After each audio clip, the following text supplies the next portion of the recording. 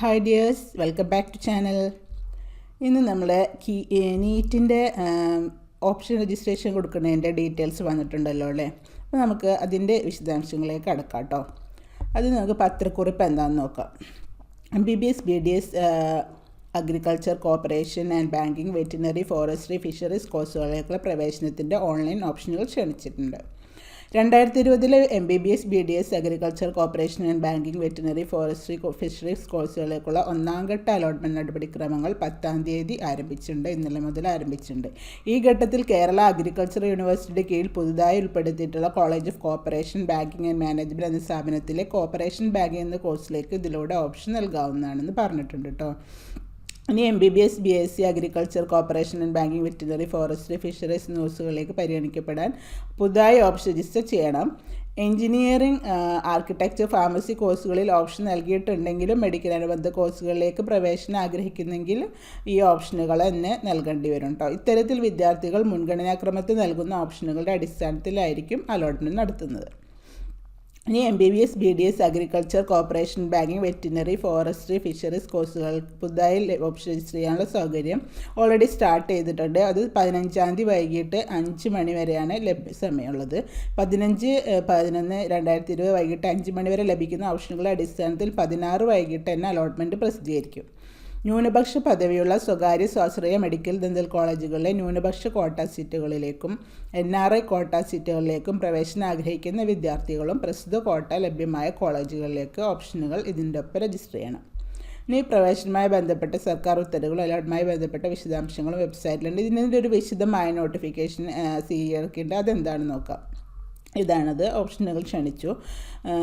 2020 MBBS BDS agriculture corporation banking veterinary കോഴ്സുകളിലേക്ക് ഒന്നാം ഘട്ട അലോട്ട്മെൻറ്റ് നടപടിക്രമങ്ങൾ ആരംഭിച്ചു. നമ്മൾ കണ്ടതാണ് ഇത്. അതിൽ നമ്മൾ ഓൾറെഡി കണ്ടതാണ്. ഇനി MBBS ഇതിലേക്ക് പരിഗണിക്കപ്പെടാനായിട്ട് പുതിയ ഓപ്ഷനുകൾ രജിസ്റ്റർ ചെയ്യണം. എഞ്ചിനീയറിംഗ് കോഴ്സുകളിലേക്ക് നൽകിയിട്ടുണ്ടെങ്കിലും മുൻഗണനാക്രമത്തിൽ ഓപ്ഷനുകൾ നൽകേണ്ടതാണ് കേട്ടോ. ഇത്തരത്തിൽ ഓപ്ഷനുകൾ ഇതൊക്കെ നമ്മൾ മറ്റടുത്ത് കണ്ടത് തന്നെയാണ്, സമയം, അലോട്ട്മെൻറ്റ് പ്രസിദ്ധീകരിക്കുന്ന കാര്യങ്ങളൊക്കെ. ഇനി അലോട്ട്മെൻറ്റിൻ്റെ ഷെഡ്യൂളാണ് താഴെ കൊടുക്കുന്നത്. അപ്പോൾ 10-ാം തീയതി ഓൾറെഡി സ്റ്റാർട്ട് ചെയ്തു. മെഡിക്കൽ അനുബന്ധ കോഴ്സുകൾ പുതുതായി ഓപ്ഷൻ രജിസ്റ്റർ ചെയ്യാൻ വെബ്സൈറ്റ് സജ്ജമാക്കുന്നു. 15-ാം തീയതി വൈകിട്ട് 5 മണി വരെയാണ് ഓപ്ഷൻ രജിസ്റ്റർ ചെയ്യാനുള്ള സൗകര്യം അവസാനിക്കുന്നത്. ഇനി ഫസ്റ്റ് അലോട്ട്മെൻറ്റ് വരുന്നത് 16-ാം തീയതിയാണ്. ഇനി 17/11/2020 തൊട്ട് 21/11/2020 വൈകിട്ട് 3 മണി വരെയാണ് മെഡിക്കൽ അനുബന്ധ കോഴ്സുകളിൽ അലോട്ട്മെൻറ്റ് ലഭിക്കുന്ന വിദ്യാർത്ഥികൾ അലോട്ട്മെൻറ്റ് മെമ്മോയിൽ രേഖപ്പെടുത്തിയിട്ടുള്ള ഫീസ് ബാക്കി തുക 17 മുതൽ 21 വരെയുള്ള തീയതികളിൽ ഓൺലൈൻ പേയ്മെൻറ്റ് മുഖാന്തരമോ കേരളത്തിലെ ഏതെങ്കിലുമുള്ള ഹെഡ് പോസ്റ്റ് ഓഫീസ് മുഖാന്തരമോ എടുക്കേണ്ടതാണ്. പ്രവേശനം ഇതൊക്കെ അതിനെപ്പറ്റിയുള്ള വിശദാംശങ്ങൾ പിന്നീട് അറിയിക്കും അലോട്ട്മെൻറ്റ് വരുന്നതിൻ്റെ ഒപ്പം. ഇനി 21-ാം തീയതി വൈകിട്ട് 4 മണി വരെയാണ് പ്രവേശനം നേടിയ വിദ്യാർത്ഥികളുടെ വിവരങ്ങൾ കോളേജ് അധികാരികൾ അംഗീകരിച്ച് പ്രവേശന പരീക്ഷാ കമ്മീഷണർക്ക് ഓൺലൈൻ മാനേജ്മെൻറ്റ് സിസ്റ്റം മുഖേന സമർപ്പിക്കണം. അടുത്തത് ഘട്ടത്തിൽ പരിഗണിക്കപ്പെടുന്ന കോളേജുകൾ ഏതൊക്കെയാണെന്ന് മെഡിക്കൽ കോളേജുകളുടെ ലിസ്റ്റ് അനുബന്ധം 1-ലുണ്ട്. ഡെൻ്റൽ കോളേജുകൾ അനുബന്ധം 2-ലുണ്ട്. കേരള അഗ്രികൾച്ചർ യൂണിവേഴ്സിറ്റി കീഴിലുള്ള കോളേജുകൾ അനുബന്ധം 3-ലുണ്ട്. വെറ്റിനറി യൂണിവേഴ്സിറ്റിയുടെ കീഴിലുള്ളതാണെങ്കിൽ അനുബന്ധം 4-ലുണ്ട്. പിന്നെ കേരള ഫിഷറീസ് യൂണിവേഴ്സിറ്റിയുടെ കീഴിലുള്ള കോളേജുകളാണ് 5-ലുണ്ട്. ഇനി നിർദ്ദേശാനുസൃത സംവരണത്തിൻ്റെ കാര്യമാണ് പറയുന്നത് കേട്ടോ. അഖിലേന്ത്യാ കോട്ട, ഇന്ത്യ ഗവൺമെൻറ് നോമിനികൾ, പ്രത്യേക സംവരണം, മൈനോറിറ്റി ഓർ NRI കോട്ട, ശാരീരിക വൈകല്യമുള്ളവർ, MCI, സർക്കാർ അംഗീകരിച്ച് നൽകുന്ന സാമ്പത്തികമായി പിന്നോക്കം നിൽക്കുന്നവർക്കായി മാറ്റിവയ്ക്കുന്ന സീറ്റുകൾ എന്നിവ ഒഴികെ ഓരോ കോഴ്സിനും അവശേഷിക്കുന്ന സീറ്റുകൾ കാലാകാലങ്ങൾ ഭേദഗതി ചെയ്യപ്പെട്ടിട്ടുള്ള 2/5/1966 ഉത്തരവിലെയും ഓരോ ഗവൺമെൻറ് ഓർഡറിൻ്റെ ഡേറ്റാണ് നിർത്തങ്ങൾക്കനുസൃതമായി വിതരണം ചെയ്യുന്നത്. സാധാരണ സംവരണം കൊടുക്കുന്നത് ഇങ്ങനെയാണ്. സ്റ്റേറ്റ് മെറിറ്റ് 60% ആണ്. പിന്നെ SC/BCക്ക് 30% വരുന്നുണ്ട്. അതിൽ ഓരോ ഈഴവ, മുസ്ലിം, BHന് എത്ര, ലത്തീൻ കാത്തലിക്സിന്, കുശവൻ അനുബന്ധ KN, പിന്നെ ക്രിസ്ത്യൻ, ബാക്ക്വേർഡ് ക്രിസ്ത്യൻ, കുടുംബി, അതിനൊക്കെല്ലാം ഈ പറയുന്ന സംവരണം. പട്ടികജാതി പട്ടികവർഗത്തിന് 10%, ഒരു പട്ടികജാതി 8%, പട്ടികവർഗ 2%. ഇനി കുറിപ്പായി കൊടുത്തേർക്കുന്നത് 23/6/2015 ഗവൺമെൻറ് ഓർഡർ പ്രകാരം പാലക്കാട് സർക്കാർ മെഡിക്കൽ കോളേജിലെ സീറ്റുകളുടെ സംവരണക്രമം താഴെ പറയുന്നതാണ്. പട്ടികജാതി 70%, പട്ടികവർഗ 2%, പൊതുമെറിറ്റ് 13%, അഖിലേന്ത്യാ കോട്ട 15%. ഇനി 8/6/2017 ഗവൺമെൻറ് ഓർഡർ പ്രകാരം കൊല്ലം സർക്കാർ മെഡിക്കൽ കോളേജിലെ സീറ്റുകളുടെ സംവരണക്രമം താഴെ പറയുന്ന പ്രകാരമായിരിക്കും. സംസ്ഥാന കോട്ട 50%, ESI കോർപ്പറേഷനിൽ ഇൻഷുർ ചെയ്തിട്ടുള്ള അംഗങ്ങളുടെ മക്കൾക്ക് 35%. ഈ സീറ്റുകളിലേക്ക് പ്രവേശന പരീക്ഷാ കമ്മീഷൻ അലോട്ട്മെൻറ്റ് നടത്തുന്നില്ല. അഖിലേന്ത്യാ കോട്ട 15%. ന്യൂനപക്ഷ പദവിയുള്ള സ്വകാര്യ സ്വാശ്രയ മെഡിക്കൽ ഡെന്റൽ കോളേജുകളിലെ ന്യൂനപക്ഷ കോട്ട സീറ്റുകളിലേക്കും NRI കോട്ട സീറ്റുകളിലേക്കും പ്രവേശനം ആഗ്രഹിക്കുന്ന വിദ്യാർത്ഥികളും മറ്റു വിദ്യാർത്ഥികളെപ്പോലെ പ്രസിദ്ധ കോട്ട ലഭ്യമായ കോളേജുകളിലേക്ക് CEയുടെ വെബ്സൈറ്റിലൂടെ ഓപ്ഷനുകൾ ഇതോടൊപ്പം രജിസ്റ്റർ ചെയ്യേണ്ടതാണ്. NRI അപേക്ഷ സമർപ്പിച്ചിട്ടുള്ള എല്ലാ വിദ്യാർത്ഥികളും NRI കോട്ട സീറ്റുകളിലേക്ക് ഓപ്ഷൻ നൽകണം. നിശ്ചിത യോഗ്യതയുള്ള NRI റാങ്ക് ലിസ്റ്റിൽ ഉൾപ്പെടുന്നവരെ മാത്രമേ അലോട്ട്മെൻറ്റ് പരിഗണിക്കൂ. കേരളീയേതര വിഭാഗം എന്നിവയിൽപ്പെട്ട വിദ്യാർത്ഥികളുടെ അഭാവത്തിൽ മാത്രമേ കേരളീയേതര രണ്ടാം വിഭാഗത്തെ NRI കോട്ടയിലേക്ക് പരിഗണിക്കൂ. ഇനി സ്വാശ്രയ മെഡിക്കൽ കോളേജുകളിലെ 15% സീറ്റുകളിലേക്ക് ജനനസ്ഥലം പരിഗണിക്കാതെ ഇന്ത്യക്കാരായ എല്ലാ വിദ്യാർത്ഥികൾക്കും ഓപ്ഷൻ നൽകാവുന്നതാണ്. ഓൾ ഇന്ത്യ കോട്ടയിലേക്ക് കേരളീയർ ആവണമെന്നില്ല, എല്ലാ ഇന്ത്യക്കാർക്കും കൊടുക്കാം. ഇനി ഫീസ് സ്ട്രക്ചറാണ് കേട്ടോ കൊടുത്തിരിക്കുന്നത്. MBBS സർക്കാർ മെഡിക്കൽ കോളേജിലാണെങ്കിൽ 26,260 BDSനാണെങ്കിൽ സർക്കാർ കോളേജുകളിൽ 24,160.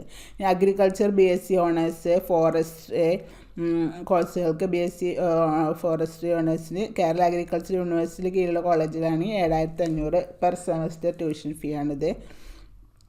പിന്നെ വെറ്റിനറി ആൻഡ് അനിമൽ സയൻസിനാണെങ്കിൽ കേരള വെറ്റിനറി യൂണിവേഴ്സിറ്റി കീഴിലുള്ള കോളേജുകൾക്ക് 19,800 പെർ ആനം. ഇനി ഫിഷറീസിനാണെങ്കിൽ Kerala fisheries and ocean science കോളേജുകൾക്ക് 6,050 പെർ സെമസ്റ്റർ വരുന്നത്. ഇനി സ്വാശ്രയ കോളേജുകളുടെ ഫീസാണെങ്കിൽ കൊടുത്തിട്ടുണ്ട്. ഓരോ കോളേജും KMCT മെഡിക്കൽ കോളേജ് ഓരോ കോളേജിൻ്റെ ഫീസ് സ്ട്രക്ചർ കൊടുത്തിട്ടുണ്ട്. പിന്നെ അതിൽ NRIക്ക് ആണെങ്കിൽ 50% റിസർവേഷൻ ഉണ്ടല്ലോ, അവർക്ക് ഇത് എത്രയാണ് വരുന്നത്, 20 lakhs വരുന്നുണ്ട് ഫീസ് സ്ട്രക്ചർ. ഈ ഫീസ് താൽക്കാലികവും കേരള സർക്കാർ അന്തിമ തീരുമാനത്തിനോ സ്വാശ്രയ മാനേജ്മെൻറ്റും സർക്കാരും തമ്മിൽ ഏർപ്പെടുന്ന കരാറിനോ വിധേയമായിരിക്കും. ഇനി BDS കോളേജുകളിൽ സ്വകാര്യ സ്വാശ്രയ ഡെൻ്റൽ കോളേജുകളാണെങ്കിൽ ജനറൽ 85%-നും 3,21,300 ആയിരിക്കും. NRIക്ക് ആണെങ്കിൽ 6 ലക്ഷം ആയിരിക്കും.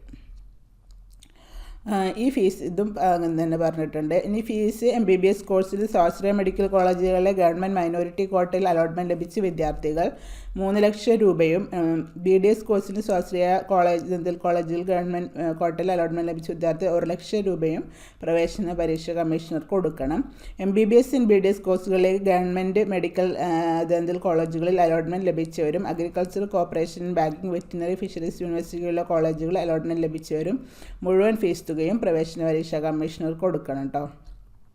ഇനി ടോക്കൺ ഡെപ്പോസിറ്റിൻ്റെ കാര്യമാണ് അടുത്തത്. അലോട്ട്മെൻറ്റ് ലഭിക്കുന്ന SC, ST, OEC മത്സ്യബന്ധന തൊഴിലാളികളുടെ മക്കൾ, OECക്ക് ലഭ്യമായ ആനുകൂല്യങ്ങൾ അർഹമായ സമുദായത്തിൽപ്പെട്ട വിദ്യാർത്ഥികൾ 20/6/2005 തീയതിയിലെ ഗവൺമെൻറ് ഓർഡർ സർക്കാർ ഉത്തരവുകൾ അനുസരിച്ച് ഫീസ് ആനുകൂല്യത്തിന് അർഹരായ വിദ്യാർത്ഥികളും പിന്നെ Sreechitra home, juvenile home, Nirbhaya home എന്നിവയിലെ വിദ്യാർത്ഥികളും ഫീസ് കൊടുക്കണ്ട. എന്നാൽ ഇത്തരം വിദ്യാർത്ഥികൾ സർക്കാർ നിയന്ത്രിത സ്വാശ്രയ കോളേജുകളിലെ മൈനോറിറ്റി NRI സീറ്റിലാണെങ്കിൽ ടോക്കൺ ഫീസ് അടക്കേണ്ടതും അവർക്കപ്പോൾ ഫീസ് ഇളവിന് അർഹതയില്ലാതാവുകയും ചെയ്യും കേട്ടോ. അടുത്തതെന്ന് വെച്ചാൽ അലോട്ട്മെൻറ്റ് ലഭിച്ചാൽ പ്രവേശനം നേടുകയും പഠനം തുടരുകയും ചെയ്യും എന്നുറപ്പുള്ള കോളേജുകളിലേക്കും കോഴ്സുകളിലേക്കും മാത്രം ഓപ്ഷനുകൾ നൽകാൻ വിദ്യാർത്ഥികൾ പ്രത്യേകം ശ്രദ്ധിക്കണം. വിവിധ കാരണങ്ങളാൽ റാങ്ക് ലിസ്റ്റിൽ ഫലം തടഞ്ഞു വെച്ചിട്ടുള്ള വിദ്യാർത്ഥികൾക്കും ഓൺലൈനായ ഓപ്ഷനുകൾ സമർപ്പിക്കാവുന്നതാണ്. എന്നാൽ ഈ വിദ്യാർത്ഥികൾ 14-ാം തീയതി വൈകിട്ട് 3 മണിക്ക് മുമ്പായി ഫലം പ്രസിദ്ധീകരിക്കപ്പെടുന്നതിനാവശ്യമായ രേഖകൾ അപ്ലോഡ് ചെയ്യാത്ത പക്ഷം അവരുടെ ഓപ്ഷനുകൾ അലോട്ട്മെൻറ്റിനായി പരിഗണിക്കില്ല. പ്രവേശനവുമായി ബന്ധപ്പെട്ട ഉത്തരവുകളും എല്ലാ വിശദാംശങ്ങളും CEയുടെ സൈറ്റിലുണ്ട്, ഹെൽപ്പ് ലൈൻ നമ്പറും. അപ്പോൾ ഇത് താഴെ മുമ്പ് പറഞ്ഞിരുന്നല്ലോ, annexures 1 medical colleges list of self financing medical colleges, പിന്നെ ഗവൺമെൻറ് ഡെൻ്റൽ കോളേജസിൻ്റെ ലിസ്റ്റാണ്, പിന്നെ സെൽഫ് ഫിനാൻസിങ് ഡെൻ്റൽ കോളേജസിൻ്റെ ലിസ്റ്റ്. അടുത്തത് കേരള അഗ്രികൾച്ചർ യൂണിവേഴ്സിറ്റിയിലുള്ള കോളേജുകളുടെ ലിസ്റ്റ്, പിന്നെ colleges under Kerala veterinary and animal സയൻസിൻ്റെ കീഴിലുള്ള കോളേജുകളുടെ, പിന്നെ list of college under Kerala university fisheries and ocean studies, അതുവരെയുള്ള കുഫോസ് ആണ്. അപ്പോൾ ഇതാണ് ഓപ്ഷൻസ് രജിസ്റ്റർ ചെയ്യണതിൻ്റെ, മെഡിക്കലുമായി ബന്ധപ്പെട്ട കോഴ്സുകളുടെ ഓപ്ഷൻ രജിസ്റ്റർ ചെയ്യണതിൻ്റെ ഡീറ്റെയിൽസ്. അപ്പോൾ എല്ലാവരും ഇതൊക്കെ നന്നായി വായിച്ച് നോക്കി ആലോചിച്ചിട്ടൊക്കെ ഓപ്ഷൻസ് കൊടുക്കാം കേട്ടോ. അപ്പോൾ അപ്ഡേറ്റ്സ് ഒക്കെ ഉണ്ടെങ്കിൽ ഞാൻ വരാം ഫ്രണ്ട്സ് പുതിയ വീഡിയോ ആയിട്ട്. നിങ്ങൾക്ക് ഡൗട്ട്സും എന്തെങ്കിലുമൊക്കെ ഉണ്ടെങ്കിൽ കമൻറ്റ് ചെയ്യണം, പിന്നെ ലൈക്കും ഷെയറും ഒക്കെ ചെയ്യണം. ചാനൽ സബ്സ്ക്രൈബ് ചെയ്യാത്തവർ സബ്സ്ക്രൈബ് ചെയ്യുകയും ചെയ്യണം കേട്ടോ. അപ്പോൾ അടുത്ത വീഡിയോയിൽ കാണാം. അതുവരേക്കും ബൈ ബൈ.